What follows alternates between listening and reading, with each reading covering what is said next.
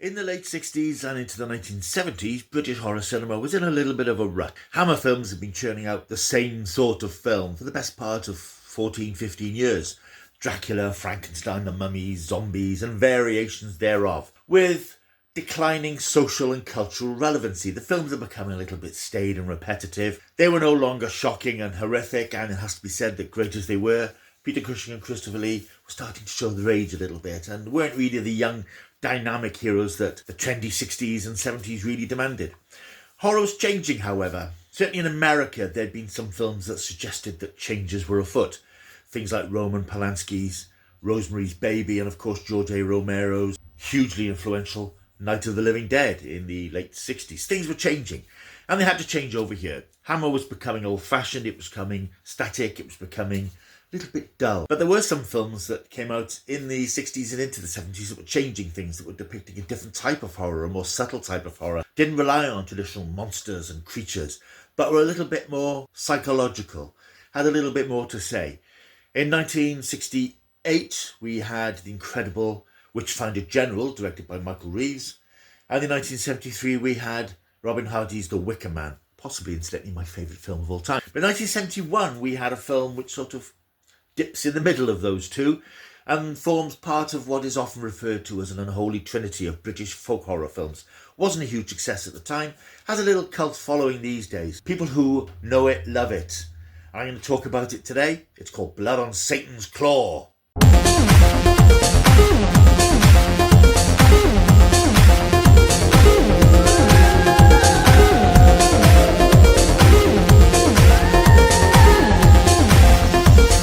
Hello, welcome back to my world of stuff. My name is Paul Mount. If you are new here, if you've been drawn in by the allure of Blood on Satan's Claw, why not subscribe to the channel? There's loads of content here. Films, TV, books, unboxings, a lot of retro stuff, a lot of retro films and TV. So if you like your old-fashioned genre material, just press that subscribe button, press like and leave a comment, and we can be a big family talking together about genre, culty, weird stuff.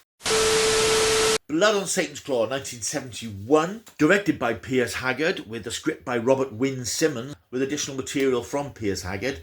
And as I say, it does form a part of what's often referred to, slightly lazily, as this trilogy of British folk horror films that sort of drew a line under the cosy Hammer horror days of the 60s and was a little bit more unnerving, a little bit more disturbing, and a little bit more thought-provoking, because it didn't rely so much on rubber monsters and fang demons and creatures, but it was much more about Satanism and devil worship, strange cults, paganism and so on. Blood on Satan's Claw came about really as a result of the success of Witchfinder General. It was originally intended to be part of an anthology series of films, similar to those that the likes of Amicus had been doing. However, Tony Tenser of Tygon Films, that this was a production of, they were a sort of another junior rival to Hammer at the time. He wanted something set back in the 17th century, because originally it was going to be set in the Victorian era. As I say, it was going to be part of an anthology. He wanted something that was much more like Witchfinder General, that had already become a cult hit by this time. So the script was refashioned slightly and adjusted, although I don't think the story changed a lot. Certain elements of it were changed, the end of it was changed to make it a bit more upbeat.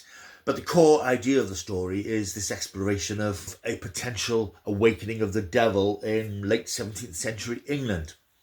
It's also been said that it's a film that reflects 1960s concerns, 1960s and 70s concerns about the rise of youth culture, gangs and so on. And in fact, the cult of demonic children or teenagers in the film are in fact said to be a reflection of the Manson family, who were so infamous in the United States in the late 60s. And you can see the parallel, because you do have these cults of children who are or aren't possessed by something demonic and embark on a trail of terror throughout this small village. The story basically is, as I say, set in, I think it's supposed to be 1670 in rural England, where a local farmer, Ralph Bauer, played by Barry Andrews, he's ploughing a field and he comes across what looks like part of a desiccated body. He runs to the local judge, played by Patrick Wymark, in a film that was to be, I think, his last performance. He died just before the film came out. And he tells him that there's something demonic and devilish that's been found in the earth. When he takes him to find it, It isn't there, it's gone, but they do meet the local priest, Reverend Fallowfield, played by Anthony Ainley. We'll come back to him and his light later. All this is put down to ancient superstition, which the judge will have none of. As far as he's concerned, witchcraft is dead, superstition doesn't exist. He's a rationalist, he believes in what he can see, he's not interested in any of this sort of supernatural mumbo-jumbo and nonsense. Elsewhere, young Peter Edmonton, played by Simon Williams, he brings his fiancée Rosalind Barton to meet his slightly grumpy aunt, Mistress Barnum, who the judge is staying with at the time. During the night, Rosalind is housed in a bedroom up in the attic, and something happens during the night and she has a screaming fit of terror.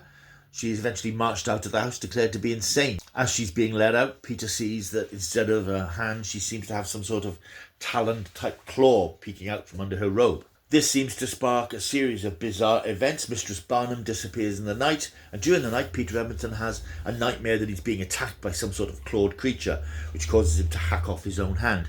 The judge still doesn't believe there's anything supernatural going on. Meanwhile, a young and seductive 17-year-old girl called Angel Blake, played by then rising star Linda Hayden, she appears to have a number of other local children under her thrall, and between them, they lead local lad Mark, played by Robin Davis, to his death. What's been set off here is a chain of events linked to strange patches of fur that seem to be appearing on parts of some young people's bodies. It appears that Angel Blake is the ringleader of this cult of children. Angel tries to seduce the Reverend Fallowfield, which causes him to be arrested when she proclaims that he has tried to molest her. So she's trying to bring down the sole religious figure in the village.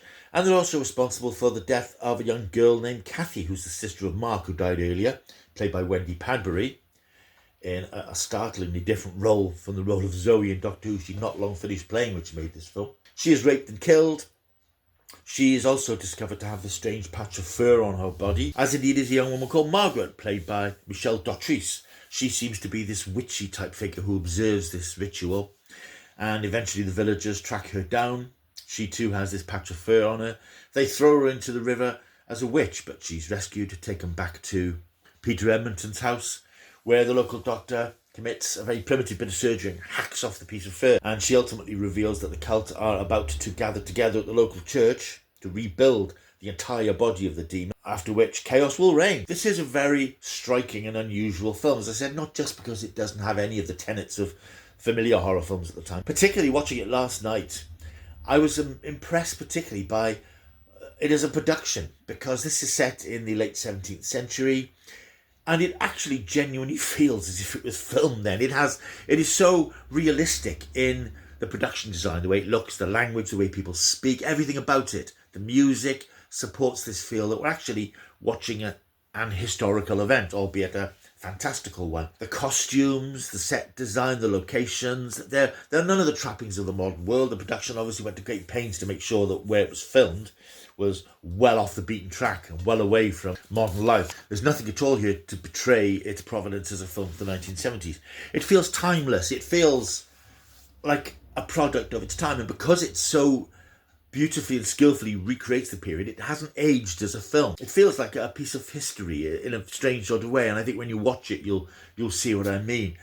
The language, everybody speaks with thou hast and thou will, and that sort of biblical speak that the way people would have spoken back in those times. There are none of the trappings of technology. People use candlelight in the nights. They're dressed in clothes to keep them warm in cold buildings and things. It's beautifully evocative, and that's what makes it work as a horror film as well, because we feel dislocated from the world that we know. We genuinely feel that we're watching something from the 17th century, because there's nothing that we recognise to hang on to. None of the values that we recognise are there to hang on to. It's all about the supernatural and Satanism and the devil and evil, and these are things that are always, I think, more frightening than monsters, because these are things that lurk underneath our culture, underneath our society. And we know that certainly back in the 17th century, it was still rife. We had, witch finders and the witch trials and so on were all going on at the time. So the film puts us back so beautifully and so vividly into those times and makes it unnerving, because it doesn't deal with something that we can see. It doesn't deal with a monster. It doesn't deal with a vampire or some creature. It deals with dark, unknowable themes. It's also unnerving because of the things that happen in it. There are nasty things that happen in it. I'm going to talk about the nastiest thing that happens in this film is the sequence with Wendy Padbury, who is out collecting flowers for her son Mark, who has recently passed away. She's out collecting flowers and she gets lured by these two lads another valley where there are some more beautiful flowers.